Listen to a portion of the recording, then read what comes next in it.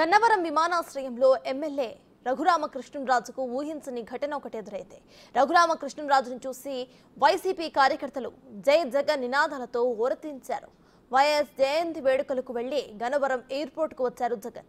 ఆ సమయంలోనే ఎమ్మెల్యే రఘురామకృష్ణంరాజు గన్నవరం విమానాశ్రయంలో వైసీపీ కార్యకర్తలకు ఎదురుపడ్డారు. దీంతో జై జగన్ అంటూ నినాదాలు చేశారు వారు. దీనిపై ఏమాత్రం స్పందించని రఘురామ నవ్వుకుంటూ అక్కడి నుంచి వెళ్లిపోయారు.